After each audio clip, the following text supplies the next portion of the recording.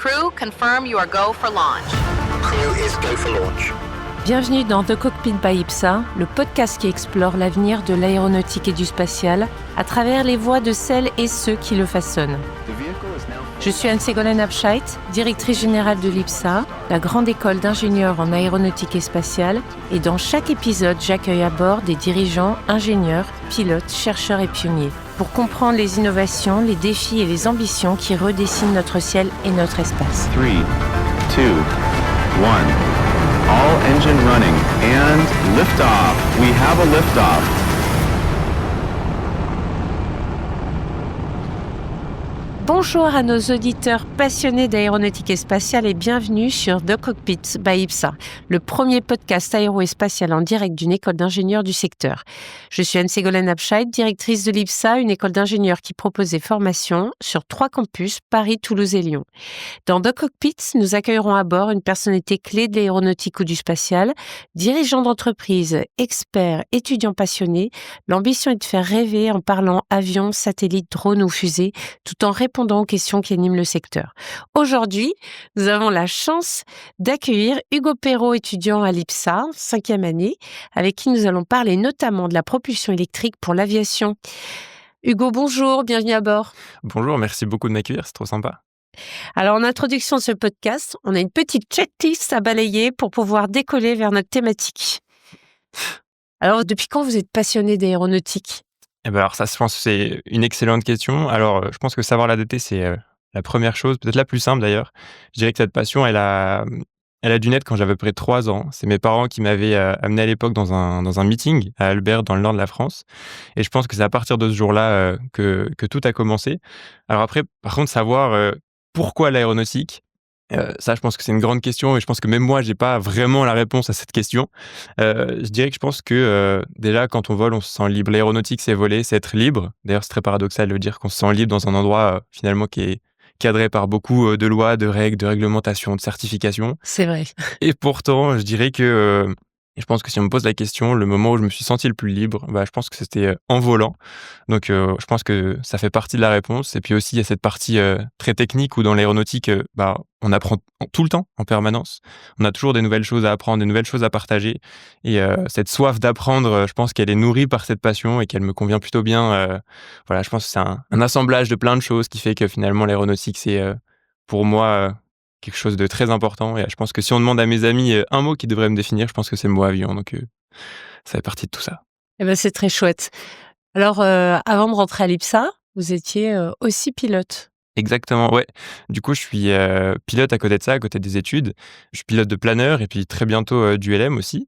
Le planeur, je l'ai commencé quand j'avais 15 ans. Voilà, donc j'ai commencé ma formation en 2015, si je dis pas de bêtises. Alors, pour la petite histoire, quand j'ai déménagé dans la ville avec ma famille, donc du côté d'Amiens, j'ai découvert par pur hasard que notre voisin était littéralement le doyen du club planeur de la ville, qu'il avait des milliers d'heures de vol et finalement c'est lui en fait qui m'a un petit peu amené dans l'aérodrome, là où avant j'étais derrière les barrières et je regardais simplement les avions. Cette fois j'étais dans l'aéroclub et c'est lui qui m'a amené finalement vers le vol à voile. J'ai été breveté quand j'avais 16 ans, donc pendant un petit laps de temps j'étais l'un des plus jeunes pilotes français finalement, parce qu'il faut savoir que dans l'aéronautique on peut être lâché et être breveté dès 16 ans, avant même d'avoir le permis, on peut piloter un avion, enfin tout du moins un planeur, donc c'est assez original. Et plus récemment, du coup, après mon retour de l'étranger du semestre international de l'école, j'ai commencé ma formation ULM, et on pourra y revenir un petit peu après, parce que du coup ça va nous servir dans les projets dont on va parler aujourd'hui. Ah, c'est super. Alors, est-ce que vous avez un aéronef en particulier qui vous plaît le plus ? Ah oui, alors évidemment, je pense que je peux même en citer 3, on va pas s'éterniser là-dessus, mais je pense que le premier, c'est le DR400.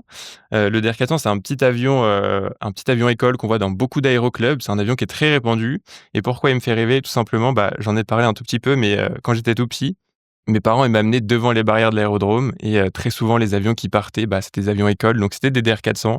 Donc je pense que c'est le premier avion qui m'a fait rêver parce que c'est celui-là qui m'a donné envie de m'intéresser puis par la suite de devenir pilote. Donc je pense que c'est un des premiers avions qui m'a vraiment passionné et fait rêver.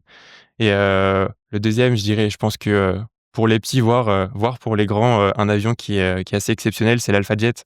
Ah oui, Surtout sous la livrée de la patrouille de France, on va pas bien se sûr. mentir, c'est un spectacle qui est assez hors du commun. Quand on voit ça, bah, forcément ça fait rêver, donc je pense que c'est le 2e avion, qui me fait beaucoup rêver et puis, le dernier quand même, le Rafale, faut pas l'oublier. Le fleuron de l'aviation française, c'est un avion qui est quand même hors du commun avec des compétences qui sont assez époustouflantes. Donc voilà, je pense que c'est les 3 avions, qui me font le plus rêver, depuis que je suis tout petit. Alors en 2023, vous avez rejoint, l'IPSA après une prépa et moi je m'en souviens très bien puisque vous êtes venu me voir C'est vrai, je me rappelle. juste après la rentrée en me disant: «Moi je veux construire le premier planeur à énergie solaire». Exact. Et je me suis dit: «Mais il va y en avoir pour quelques années avant qu'on arrive à y arriver». Alors, qu'est-ce qui vous a motivé à rejoindre l'IPSA plutôt qu'une autre école? Alors effectivement, du coup, j'ai rejoint IPSA en 2023, du coup après 2 ans de classe préparatoire et la chose qui m'a, je pense, beaucoup motivé, c'est que l'IPSA, c'est une école d'ingénieurs qui est spécialisée dans l'aéronautique et le spatial et nécessairement ça fait la différence par rapport, aux autres écoles généralistes. Quand dans une école d'ingénieurs classique, on va faire de la résistance des matériaux et bah, à l'IPSA, on va faire de la résistance des matériaux mais appliquée à un train d'atterrissage, appliquée à une aile, appliquée à un fuselage et ça change beaucoup de choses. Globalement, on continue de nourrir notre passion pour l'aéronautique à travers les cours et ça, je pense que c'est une différence majeure. Un autre point qui m'a du coup aussi beaucoup motivé, c'est les associations. Quand on voit, le nombre d'associations qu'on a à l'école, c'est quand même assez dingue. Même si les cours sont extrêmement importants, je dirais même que c'est, la chose, numéro 1. De Je toute ne vais manière, j'ai pas pas le droit de dire dire le la contraire. différence. Mais les associations, elles ont un rôle, extrêmement important, aussi dans la formation. C'est que finalement, les cours, c'est de la théorie, les assos, c'est de la pratique. Donc ça, c'est très, très important. Oui et bon alors, après c'est encore, différent, mais j'ai remarqué qu'en termes d'insertion, notamment pour les plus jeunes, la vie associative, notamment technique, permettait aux étudiants de s'insérer très rapidement et aussi de mieux réussir parce ils sont pas tout seuls. Ils ont tout un réseau de copains au sein de l'asso qui peuvent les aider, surtout pour les 2 premières années qui sont les plus difficiles souvent, Ouais. les plus denses et les plus difficiles. Ouais, totalement. C'est souvent là qu'il y a des grands projets aussi qui vont naître et puis même des carrières pour certains d'ailleurs, c'est assez fort quand même. Alors on va pouvoir, parler, de notre sujet, de préoccupation, aujourd'hui parce qu'en fait, donc quand vous êtes arrivés en aéro 3, post-prépa, voilà 3 ans devant vous et j'ai dit: Ouais. Je vais pas perdre de temps. Je vais profiter de ces années à l'IPSA pour, créer mon planeur à énergie solaire». Donc vous avez lancé l'association YPSolaire. Exactement, ouais. Et bah, c'est effectivement, on avait une pré-rentrée, donc c'était fin août, je crois et au bout d'une semaine, là, j'ai compris que c'était le moment, en fait, qu'il fallait pas perdre trop de temps et qu'effectivement, c'était le moment de lancer cette idée-là. Alors c'est un peu, farfelu quand on vient d'arriver dans une école, on a à peine une semaine, et on se lance là-dedans. Mais finalement, je pense que c'est une des choses qui m'a le plus marqué et une des choses vraiment, je pense que c'est aucun regret aujourd'hui d'avoir fait ça.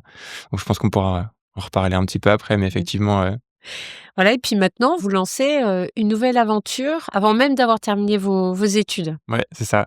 Et bah, effectivement, les études, c'est aussi le moment où on peut lancer des choses, qu'on n'aurait pas forcément fait, une fois inséré dans la vie professionnelle finalement et on est en train de créer, une start-up qui s'appelle Revoltaire, dans laquelle on est en train de s'intéresser à, l'aéronautique décarbonée, l'aéronautique durable, l'aéronautique de demain. C'est une start-up avec laquelle notre objectif, c'est d'apporter une nouvelle vision, c'est d'apporter des nouvelles solutions pour pouvoir continuer de voler, pour pouvoir continuer de rêver. Je pense qu'on va beaucoup parler de ça aujourd'hui et voilà, c'est une grande avancée, plein d'inconnus aussi, mais qu'on a hâte de découvrir. Bah, merci Hugo. Pour nos auditeurs qui connaisseraient pas l'IPSA, rappelons que les campus accueillent une grande diversité d'associations, les sports, l'art, l'événementiel. Alors et certainement celles qui voilà sont la fierté de l'école parce qu'elles sont singulières sur les associations techniques. Il y en a à peu près pour tout type de passionnés. Alors on a aussi bien le spatial avec ISS, Aero IPSA, IPSA Rocket, Vega ou des simulateurs de vol comme Flight et puis, d'autres associations dont la vôtre, hein, qui, s'appelle YPSolaire et ça permet de vivre effectivement une passion à côté des cours. Alors on va commencer par YPSolaire, donc l'association que vous avez créée en 2023. Exact.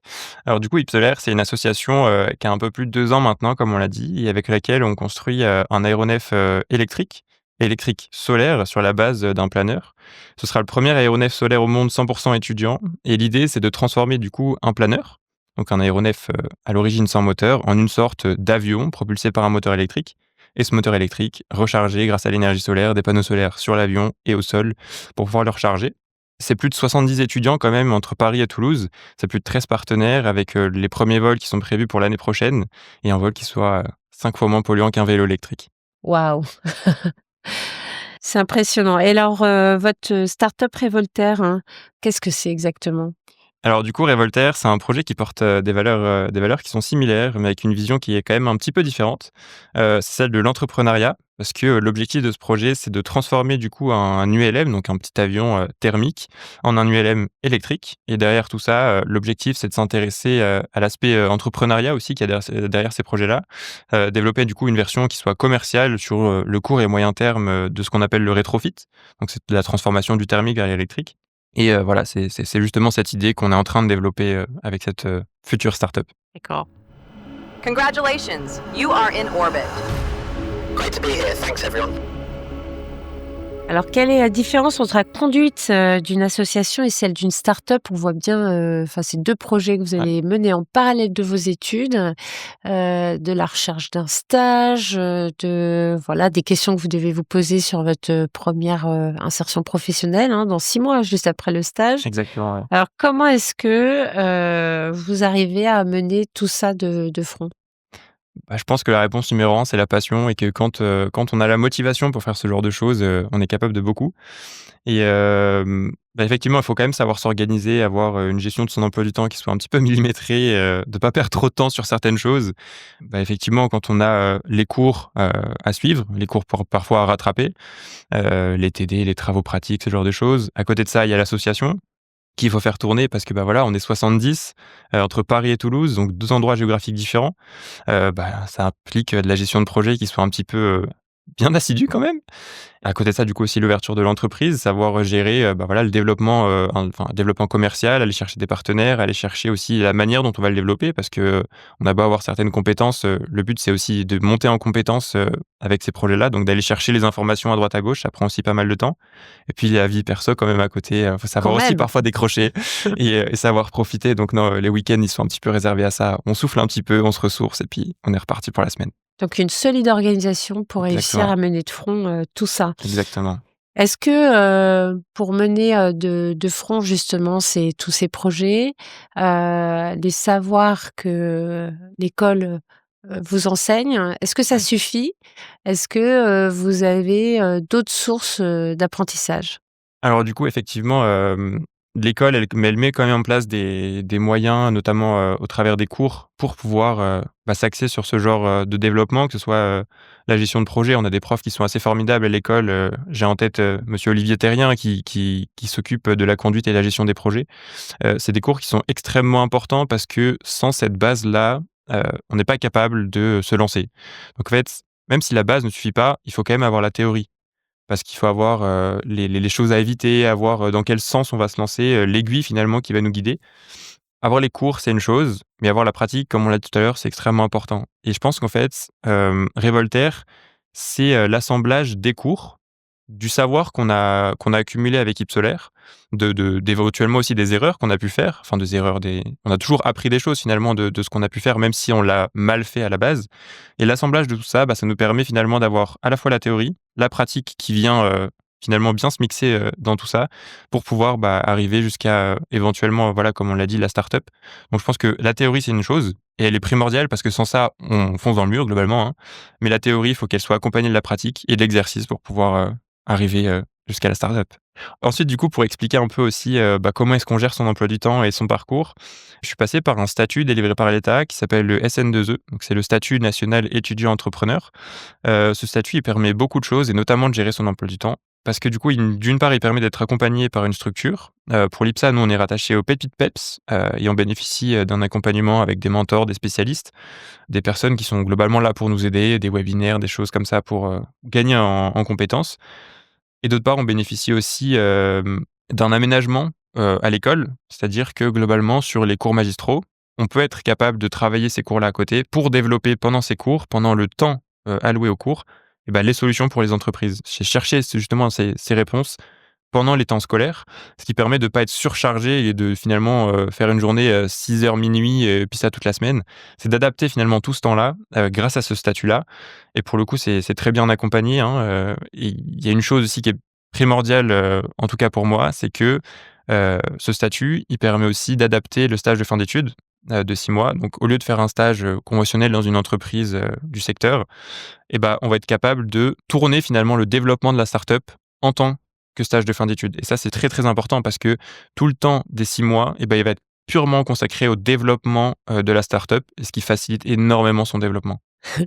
Voilà, mais comme ça, on parle aussi un peu pédagogie. Exactement. Alors, vous avez opté pour 2 projets électriques pour alimenter votre passion aéronautique. Je pense que c'est pas une coïncidence. Exactement, oui. Alors, pourquoi ce choix?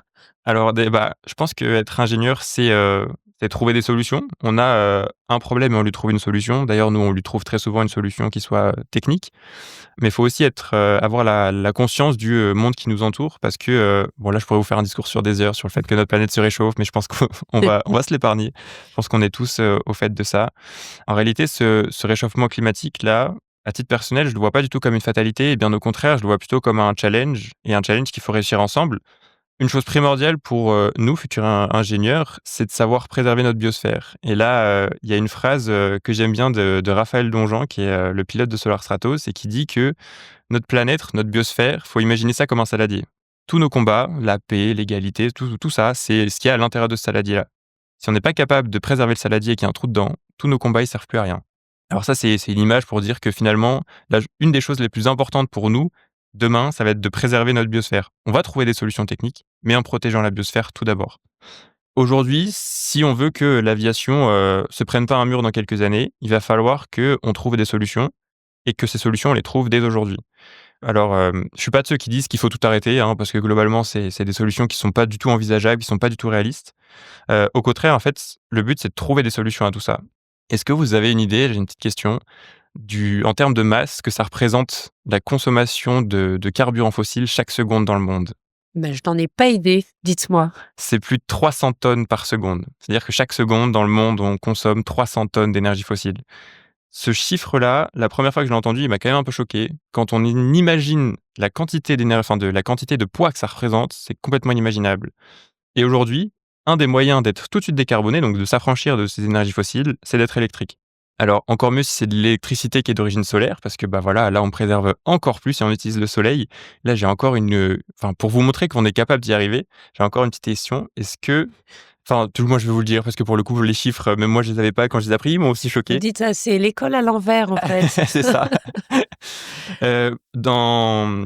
Par an, le monde entier consomme environ 135 trillions de watts d'électricité par an. Le soleil, C'est énorme. c'est énorme. Et le soleil, c'est 1000 trillions de watts par jour. Donc, quand on voit ça, ces chiffres-là, alors, certes, il faut le capter, il faut capter cette énergie, mais elle est là, elle est disponible. Et notre objectif, nous, c'est d'aller la chercher pour pouvoir s'affranchir demain de toutes ces énergies fossiles. Donc, effectivement, ces sujets autour de l'aviation électrique, ils prennent place, ils prennent sens finalement dans le monde de demain. Faudra aussi en parler tout à l'heure, mais ils sont pas tout verts, hein, faut pas non plus tomber dans le greenwashing. Regardez, on est électrique, on est tout vert, c'est magnifique. Il y a aussi une contrepartie, il faut pas l'oublier, ça c'est important aussi d'avoir les limitations de ce genre de projet. Mais voilà, l'objectif demain, c'est d'être, c'est ce que j'avais dit sur énergie, d'être un peu moins pire. Cette phrase, c'est pas français, mais tout le monde la comprend, donc je pense que c'est plutôt pas mal. Un peu moins pire, c'est tout un programme, mais c'est comme ça qu'on va trouver des solutions concrètes. Alors, prenons un peu de hauteur sur le sujet de l'électrique, des transports et de l'aérien. Il faut rappeler que tout ça, c'est avant tout historique et que tout a commencé par une automobile il y a très longtemps, en 1899, qui a quand même franchi la barre des 100 km/h et qui avait dû être nommée, je pense, en mémoire à une femme, puisque elle s'appelle la Jamais Contente. Excellent. Voilà, alors on pense aussi aux rails, aux véhicules du quotidien, les bus, les voitures, les vélos. C'est vrai qu'aujourd'hui, on a électrifié beaucoup de choses, hein, pour Oui. aider au déplacement. Alors est-ce que, on peut pas dire que l'électrique c'est tout nouveau, hein, puisque ça a commencé il y a bien plus d'un siècle. Ouais, tout à fait. Donc quelque part, on a un peu un retour à l'électrique. Ouais, effectivement, ouais, tout à fait. Voilà. Pour vous, est-ce que c'est une source de facilitation pour vos projets? Est-ce que vous voyez des choses qui peuvent aider aujourd'hui vos projets d'électrique? Bah alors oui, totalement, parce que nécessairement, toutes les avancées qu'on fait aujourd'hui, elles sont pas là par hasard. C'est qu'on s'intéresse de plus en plus à l'électrique et que forcément, qui dit on s'y intéresse, bah, sous-entend qu'on va faire plus de recherches, qu'on va développer des nouvelles techniques, des nouvelles solutions. Et tous ces travaux-là, bah, finalement, ils vont nous permettre, on l'a dit tout à l'heure, de trouver des solutions aux problèmes qu'on a aujourd'hui. Je pense par exemple à l'autonomie. Il y a beaucoup d'entreprises et même des startups françaises notamment qui sont excellentes dans ce domaine-là, qui sont en train de trouver des solutions pour doubler la capacité des batteries avec le même poids. Donc forcément, ça, c'est historique, hein, l'électrique. Et d'ailleurs, je crois même que là, du coup, et c'est ça, la première, l'une des premières voitures au tout début, elle était électrique. Aujourd'hui, on s'y intéresse de plus en plus. Et le fait de s'y intéresser de plus en plus, déjà, démocratise la chose, permet aux gens de mieux appréhender aussi ces solutions-là. Et du coup, développe aussi les solutions techniques derrière pour pouvoir demain proposer davantage de moyens de transport électriques. Station crew, mission control, we're ready for your midday systems update when you are. Copy mission control. Go ahead.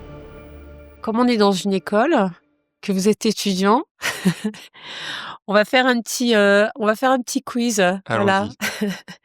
Alors, je vous donne une description, puis vous allez me donner le nom du prototype. Ok. On va voir si vous êtes vraiment fort. C'est parti. Alors, quel prototype sans pilote effectue son premier vol le 4 novembre 1974 au-dessus du lac Camp Irwin en Californie? Alors, c'était pas un avion qui était piloté par un homme de mémoire, c'était le Soleil se lève 1, le Sunrise. Voilà, le Sunrise. Voilà. Alors, quel est le nom du prototype, quelques années plus tard, Ouais. 5 ans plus tard, 1979, qui sera le premier vol habité uniquement grâce au soleil? Et ben voilà, là du coup, on va pouvoir reparler à Deep Solaire, c'est bien. C'est Solar One. Et d'ailleurs, pour la petite histoire, Solar One, c'est un avion qui a été construit par David Williams et puis Freddy Tau. Et il faut savoir que depuis septembre 2025, donc depuis septembre de cette année, Fred Tau, il est devenu parrain de de notre association Ipsolaire. Bravo. C'est assez incroyable, on est super fiers de ça et il est super sympa. On a pu discuter de nombreuses fois, échanger sur nos projets. Faut savoir que lui, son prototype, enfin voilà, à l'époque, il était totalement sur presque une innovation de rupture. Oui. Il a proposé un avion qui fonctionnerait qu'au soleil. Il y en a beaucoup, du coup, ils en ont un peu parlé, qui l'ont complètement jugé. Mais non, mais ton truc, ça marchera jamais, arrête. Enfin, c'est hilarant. Bah non, ils ont réussi à faire un vol, je crois que c'est sur plus d'1 kilomètre quand même. Donc, pour l'époque, c'est assez incroyable. Donc voilà, ouais, c'est Solar One et Solar One avec son fondateur, son parrain de l'association Ipsolaire. Ah, c'est magnifique. Alors, quel prototype de la NASA se lance en 2001 pour atteindre le record d'altitude pour un vol solaire à 96 000 pieds? Alors là, c'est Helios, Helios. qui a d'ailleurs un petit peu mal fini dans les archipels d'Hawaï de mémoire. Oui. Mais il a battu le record. Il a battu le record. C'est ça, Voilà. comme quoi il faut un pilote à bord pour pouvoir Je durer pense dans le temps. aussi. Je pense aussi qu'il faut des pilotes à bord, quoi qu'on dise. Alors, quel est le premier avion solaire à avoir réussi un tour du monde solaire en 2016? Et là, je pense que du coup, il y a un peu plus Celui-ci de monde est qui aura connu. la réponse. C'est Solar Impulse avec Bertrand Piccard, du coup, là, un des deux pilotes, et puis André Borschberg, qui était son second, on va dire, sur cette aventure, effectivement. Ouais. Une aventure assez incroyable, d'ailleurs. Alors, qu'est-ce qui vous a peut-être le plus inspiré dans toute l'histoire récente pour pouvoir créer à la fois l'association et la start-up? Alors, je pense que déjà, on peut en citer un parmi les questions qu'on vient de voir. Je pense que le premier, du coup, c'est aussi Solar One. Alors, peut-être parce que aussi, on a pu discuter avec son créateur et voir un peu sa vision aussi de pionnier dans cette histoire. C'est que il a créé quand même quelque chose qui, à l'époque, paraissait complètement fou. Et pourtant, il y arrivait. Et comme quoi, voilà, on en a parlé tout à l'heure, c'est la motivation, l'inspiration. Bah, il y a peut-être parfois des gens qui vont nous dire que non, c'est une mauvaise idée, mais que finalement, quand on y croit et qu'on est capable de, aussi trouver les limitations, trouver les solutions, on est capable de s'affranchir finalement du regard des gens qui vous disent que c'est n'importe quoi pour y arriver. Donc ça, je pense que c'est une belle leçon qu'on peut tirer de Solar One. C'est que même avec des moyens limités et des techniques qui sont limitées pour l'époque, on est capable de faire les choses. Et puis plus récemment aussi, un autre projet suisse que Solar Impulse, c'est Solar Stratos. Alors, forcément, c'est peut-être un petit peu biaisé parce que j'ai eu la chance d'être parmi l'équipe, cet été, quand ils ont battu le record du monde d'altitude avec un avion solaire. Donc forcément, ça joue, ça rentre un petit peu en compte. D'ailleurs, on pourra dire que, il y avait un Ippsalin derrière le centre de contrôle, pendant le record du monde. Il y en avait un et voilà, c'est une petite fierté, je pense aussi pour l'école et puis une fierté Ça d'avoir l'a pu été. participer à ça. Encore une fois, c'est, cet esprit de pionnier, c'est souvent ce que Raphaël il dit, c'est le pilote de Solar Stratos, c'est avoir cette vision de pionnier. C'est que même si les gens ne vous croient pas et vous disent que c'est n'importe quoi, on peut montrer que c'est possible. Et c'est l'objectif d'ailleurs, c'est leur montrer que c'est possible. Pas leur montrer qu'ils ont tort, mais leur montrer que non, vous n'avez pas pensé jusqu'au bout. C'est que vous avez dit que c'était pas possible, mais pourquoi? Et nous, on vous prouve que si, et regardez, venez voir l'avion, et c'est ce qui s'est passé. Il y a plein de personnes qui, sur les réseaux, nous ont dit: «Ah, mais le truc, c'est n'importe quoi». Et au final, quand on discute avec eux, on leur explique et ils finissent par comprendre: «Ah mais en fait, ah ouais d'accord, j'avais pas compris, finalement c'est chouette votre truc, génial, je vais je suis votre aventure». Tout ça, ça montre que, ces projets-là, ils sont souvent c'est la graine en fait qui va permettre de démocratiser la chose. Tous ces grands projets-là, finalement, c'est des projets qui sont liés à la communication, c'est montrer au grand public que c'est possible de voler autrement. On a des solutions pour l'aviation durable, l'aviation de demain. Donc c'est souvent la petite graine, donc je pense que c'est des projets qui, voilà, me parlent beaucoup parce que c'est la source d'inspiration, c'est là d'où les idées viennent et qui nous montrent que tout ça, c'est possible. Ah oui, c'est une démarche d'ingénieur aussi, hein. Exactement, ouais. Voilà. Alors au-delà des prototypes, intégrer de l'électrique dans l'aéro, c'est loin d'être facile. On pourrait penser que c'est simple, mais dans un secteur où, la réglementation, avant tout protège, le vol, hein, qui doit être, sécurisé, au-delà de tout. Quelles sont les difficultés et les avantages de l'électrique en aéronautique? Alors effectivement, en aéronautique, on le sait tous, l'ennemi numéro un, ça va être le poids. Ouais. Parce que plus un avion est lourd, plus, il va consommer d'énergie pour voler. Donc ça, c'est pas forcément quelque chose qu'on recherche, hein. Le but, c'est de consommer le moins d'énergie pour aller le plus loin possible. Par contre, en comparant un avion thermique et un avion électrique, on s'aperçoit que finalement, c'est assez similaire, dans le sens où un moteur thermique pour un avion, on va prendre l'aviation légère, hein, pour un avion léger, c'est entre 50 et 100 kilos pour le moteur avec ses consommables, là où un moteur électrique, il va peser moins de 10 kilos. Il y a de l'autre côté, on remplace le carburant par des batteries. Donc pour le moteur, on avait un moteur plus lourd versus un moteur moins lourd pour l'électrique. Et puis pour les batteries, ça va être l'inverse. Les carburants sera un petit peu plus léger que les batteries, mais du coup, finalement, dans l'histoire, ça se compense. Donc il y a une chose qui va varier, par contre, ça va être l'autonomie. Et là, c'est un des points noirs aussi, de l'aviation électrique qu'on est en train de résoudre finalement.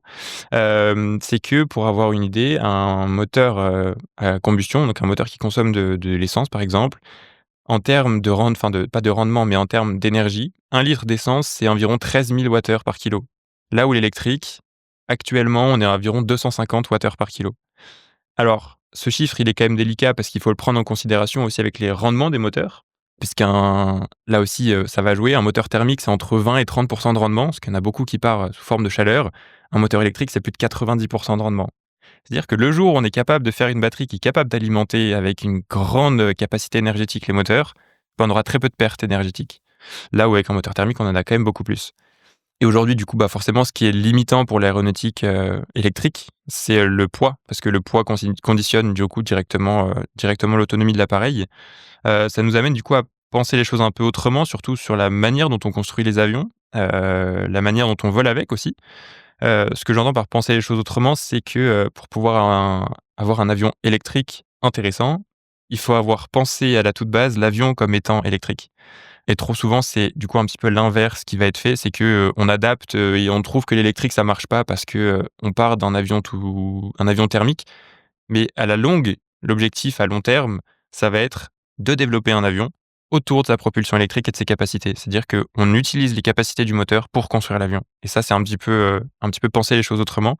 Et l'exemple que j'aime bien donner, par rapport à ça, c'est que en 1903, on fait le premier vol, aux États-Unis avec les frères Wright. Voilà, un petit avion qui vole, au-dessus des pâquerettes sur une centaine de mètres.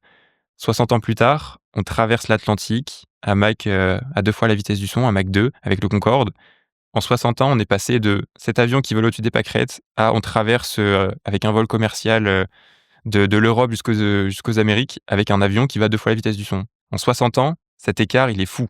Ce que je veux entendre par là, c'est que si en 60 ans, on est capable de faire cette progression folle, faut aussi prendre en compte que cette progression, elle va continuer et que demain, même si aujourd'hui, on n'a pas des solutions exactes pour pouvoir voler que à l'électrique, par exemple pour des vols commerciaux, on en parlera peut-être juste après, hein, mais les solutions, on les trouve et il faut du temps pour les trouver. Là, si on est très honnête, ça fait globalement une dizaine d'années qu'on s'intéresse réellement à l'électrique, pas forcément que pour l'aéronautique, hein, même dans la vie civile, dans la vie de tous les jours. Ça fait une dizaine d'années qu'on s'y intéresse et pourtant aujourd'hui, il y a plus de 50% du parc automobile qui sort en électrique. Ce qui veut bien dire que quand même, il y a des changements, il y a des choses qui sont faites pour pouvoir faire cette transition et que justement, le monde aéronautique, il a une dizaine d'années de retard sur le monde, on va appeler ça le monde civil. Si on prend la première Renault Zoé, je pense que c'est une des premières voitures électriques que un petit peu tout le monde connaît. La première sortie, c'est 2013.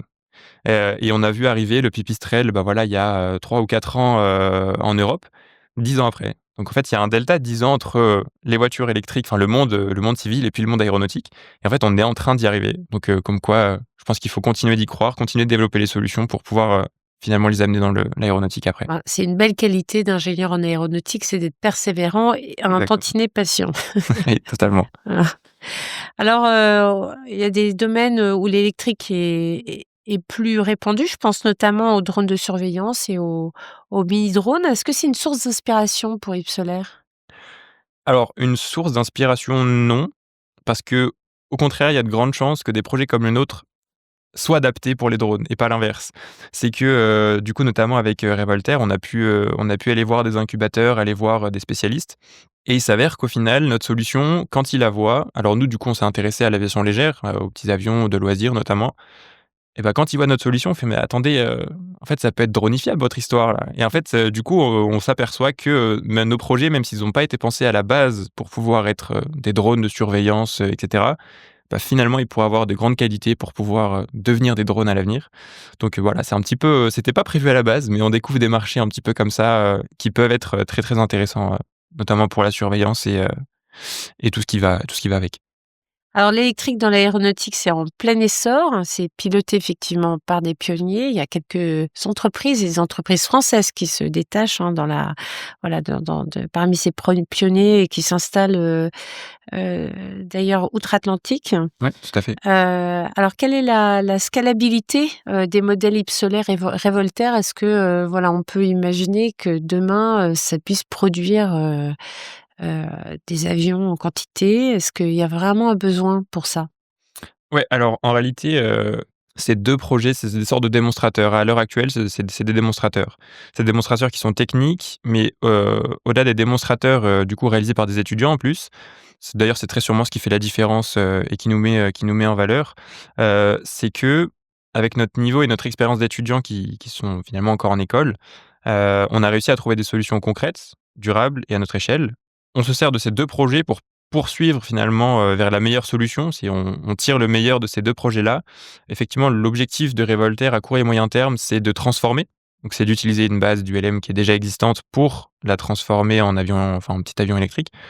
Et on l'a dit tout à l'heure, l'objectif à long terme, c'est non pas de transformer un avion, puisqu'il a été pensé à la base comme étant un avion, thermique, mais c'est bien de créer un avion électrique et ça, c'est l'objectif du coup, effectivement de tout ça. C'est que l'objectif de demain, c'est de concevoir sous forme industrielle, des avions électriques pensés pour être électriques. Et effectivement, je pense que c'est là qu'on a un gros atout à jouer pour demain. C'est qu'on va pouvoir proposer des avions pour la formation des pilotes, pour, l'aviation légère de loisirs aussi, proposer aux aéroclubs d'avoir des avions qui soient décarbonés. Et tout ça, je pense que du coup, c'est le gros point fort, c'est que l'objectif demain, c'est de concevoir un nouveau type d'appareil. On s'approche presque de l'innovation de rupture parce que dans le sens où, on pense la conception un petit peu autrement. Mais voilà, l'objectif, c'est, à long terme, ou en tout cas demain de concevoir un avion électrique. Est-ce que, on peut imaginer justement des vols commerciaux électriques Alors, plus tard? encore une fois, je pense qu'on peut s'imaginer que dans quelques années déjà, au moins le marché de l'aviation légère pourra être électrique, hein. Ce marché-là sera grandissant. Et ça pour plusieurs raisons finalement, parce qu'on voit naître, un clivage aussi entre l'utilisateur pardon d'aéronefs, légers et le reste de la société, du fait du caractère non essentiel, au premier abord, de ce type de loisir, et ça surtout pour des raisons écologiques. Aujourd'hui, pour voler décarboné, comme on l'a dit, il faut être électrique. Alors, bah, voilà, si on veut éviter que demain l'aviation légère se prenne un mur, hein, globalement, c'est ce qui est en train d'arriver, et ben, il faudra se tourner vers l'électrique. Et ensuite, si on s'intéresse plutôt à l'aviation, commerciale, A priori, aujourd'hui, on n'a pas trop à s'inquiéter, hein, les chiffres, ils sont là pour le montrer, on est encore en croissance. Mais c'est pas pour autant qu'il faut pas commencer à chercher des solutions pour l'aviation commerciale. Bah, d'ailleurs, on en a rapidement parlé tout à l'heure, c'est Aura Aero qui s'intéresse à ça avec les avions de transport régionaux. Bah, voilà, il y a de la recherche qui est en train d'être faite. Forcément, ça se fait pas du jour au lendemain. Il y a beaucoup aussi d'avionneurs comme Airbus qui sont en train de s'intéresser à ça, à s'intéresser aussi, notamment à l'hydrogène avec les piles à combustible. J'ai quand même l'impression que, momentanément, là, ils sont un petit peu en train de faire machine arrière sur, tout ce qui est hydrogène, piles à combustible et cetera. Mais que, à l'avenir, potentiellement, c'est des solutions qui peuvent les intéresser si elles sont bien développées. Et ce qui est sûr, en tout cas, c'est que pour l'aviation légère, on a une solution qui est directement exploitable. On peut demain fabriquer, un petit avion électrique pour pouvoir proposer ça à tous les aéroclubs, en France, en Europe, voire même dans le monde. Par contre, effectivement, pour l'aviation commerciale, si aujourd'hui on prend, les solutions qui existent, c'est beaucoup trop compliqué et quand on parle, des contraintes, on parle de volume, donc les contraintes, elles augmentent au cube.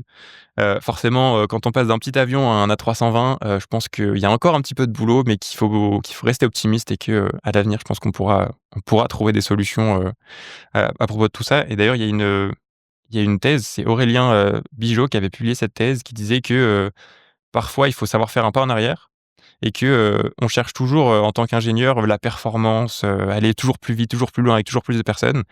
Mais qu'il y a peut-être un moment où il va falloir se dire: «OK, ben, on va trouver une solution, on volera peut-être un peu moins loin, un peu moins vite, avec un peu moins de personnes, mais c'est le pas en arrière aujourd'hui qui nous permettra demain de faire un gigantesque pas en avant». Donc je pense que c'est quelque chose qui va être très important aussi dans la mentalité, pour nos futurs ingénieurs.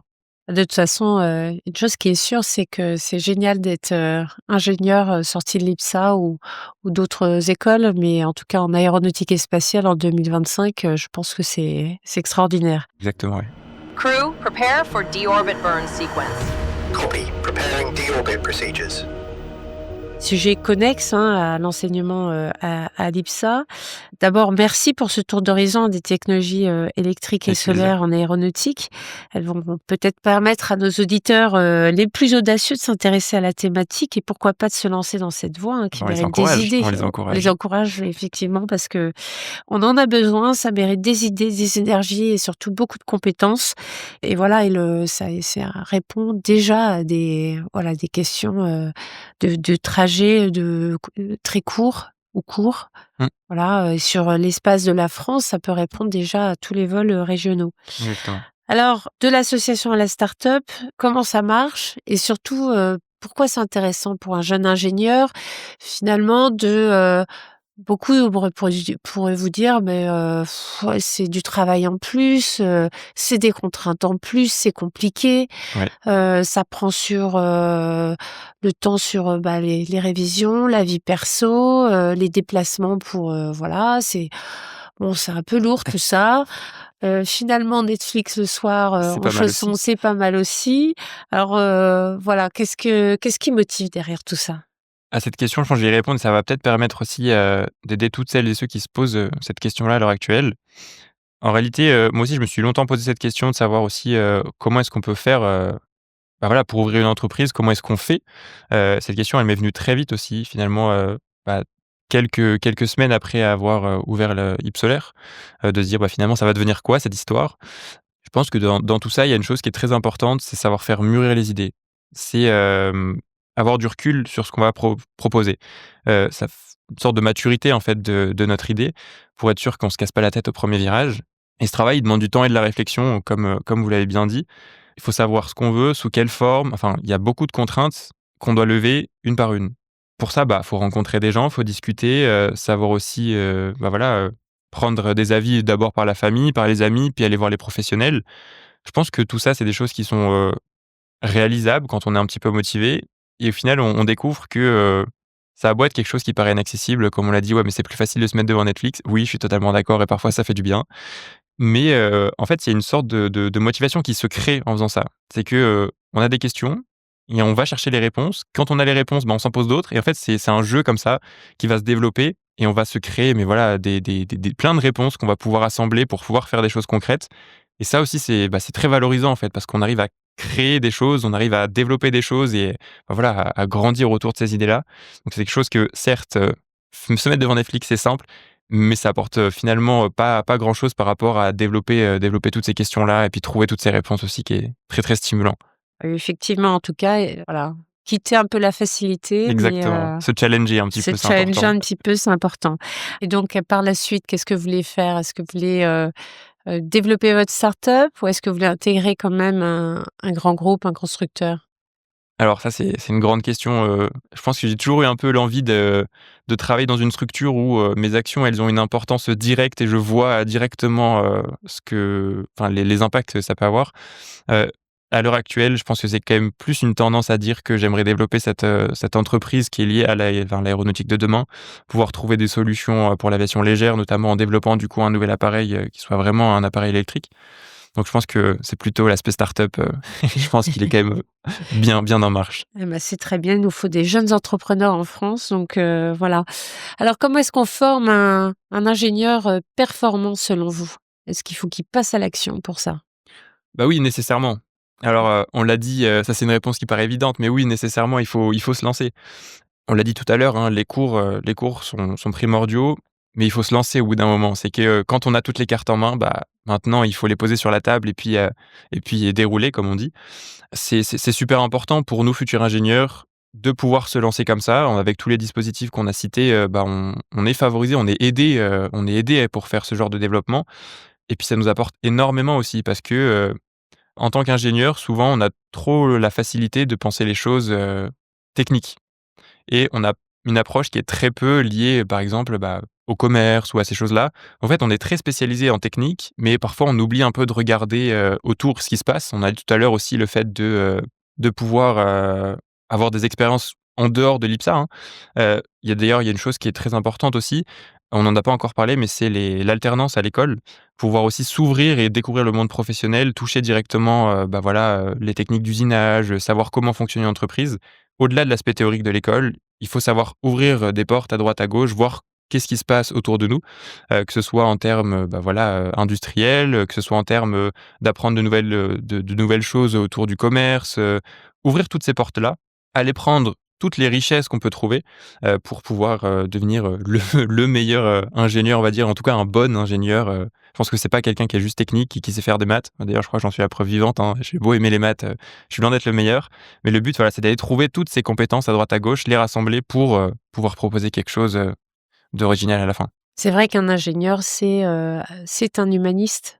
Exactement, oui, tout C'est à fait. quelqu'un qui est en capacité d'embrasser le monde et des sujets très, très complexes et divers, Ouais, avec un impact sociétal. Ça, on le sait, mmh, on le voit, l'ingénieur plus que jamais au centre de ces problématiques. exactement, ouais. Et en aéronautique et spatiale, on lui demande en plus de résoudre l'impossible. Ouais, c'est vrai.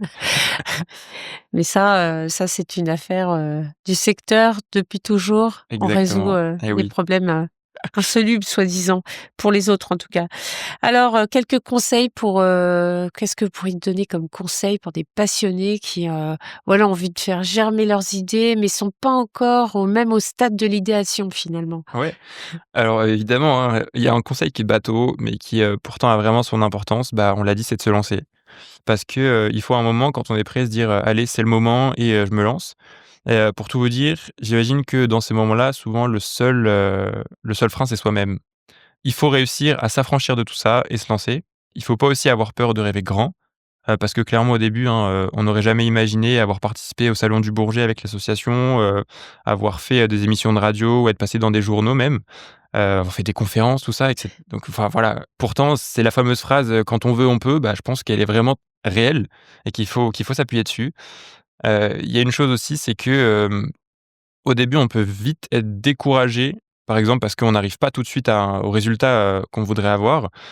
Mais il faut pas oublier que toutes vos actions, c'est l'équivalent de planter, pardon, une petite graine et effectivement, au début, c'est compliqué de voir que ce qu'on a planté, ça marche, mais que au bout, avec des efforts et bah, on voit ces petites graines commencer à germer et très souvent, c'est d'ailleurs je ne saurais pas l'expliquer, mais dans une temporalité très, très courte où toutes ces graines-là se mettent à germer en même temps. Donc c'est-à-dire que tout ce qu'on a fait, tous nos efforts se concrétisent en même temps. Alors je ne sais pas l'expliquer, mais voilà, il y a peut-être une semaine où on va recevoir, plein de réponses favorables et tout ce qu'on attendait, ça arrive d'un coup. Donc ces moments-là, c'est un plaisir énorme de voir que tous nos efforts finalement, ils se Converge. concrétisent et Ouais. ils convergent Mmh vers mh. vers la réussite quand même. C'est très, très original. Donc il faut voir, Il faut voir l'objectif, il faut garder l'objectif en tête. Absolument, toujours. Voilà. Toujours avoir l'objectif en tête. Parfait. Écoutez, merci beaucoup pour ce témoignage, Hugo. Avec plaisir. C'est un vrai plaisir de passer ce podcast avec vous. L'avion De même. solaire, de prime abord, ça fait peut-être un peu moins rêver que le Rafale, le Top Gun. C'est possible, oui. Ça va peut-être un peu moins vite. C'est ça. Voilà, et pourtant, ça va permettre aussi de trouver des nouvelles manières de voler. Une manière de voler aussi peut-être plus silencieuse. Ouais, tout à fait. Ouais. Plus en accord finalement avec l'esprit même de voler, d'être libre. C'est ça, se rapprocher des oiseaux. Voilà, et un moyen de mettre en application concrète des apprentissages aussi qu'on peut avoir à l'école et qu'on peut Absolument. glaner effectivement, comme vous l'avez bien expliqué, partout, hein, par des rencontres réseau, par des lectures Ouais. et par d'autres types d'apprentissage. En tout cas, pour tous les futurs ingénieurs et tous les ingénieurs déjà diplômés qui seraient intéressés par cette approche, n'hésitez pas à contacter Hugo Perrault sur les réseaux sociaux, via Ipsolaire ou via Revolter. Absolument. Merci beaucoup à notre invité Hugo, étudiant de l'IPSA, passionnant pour ce témoignage dans le podcast The Cockpit by IPSA, qui est diffusé sur toutes les plateformes de diffusion, YouTube, Deezer, Spotify, pour n'en citer que 3. N'hésitez pas à vous abonner à nos contenus, à nous faire vos retours sur les réseaux. The Cockpit revient très prochainement avec d'autres invités d'exception pour à chaque épisode partager le décollage avec notre invité vers une thématique de fond qui anime le secteur aéronautique et spatial. Merci beaucoup, à bientôt. Expect touchdown in 30 seconds. Descent rate remains nominal. Copy, standing by for touchdown. Merci d'avoir écouté cet épisode de The Cockpit by IPSA. J'espère qu'il vous a inspiré et donné envie d'en savoir plus sur le secteur de l'aéronautique et du spatial. Si c'est le cas, abonnez-vous au podcast sur votre plateforme d'écoute habituelle. Et en attendant, je vous donne rendez-vous très bientôt pour une nouvelle rencontre avec celles et ceux qui imaginent, conçoivent et construisent avec enthousiasme le monde de demain. Touchdown. The spacecraft has landed safely. Touchdown confirmed. Vehicle is stable. Copy that. Welcome home.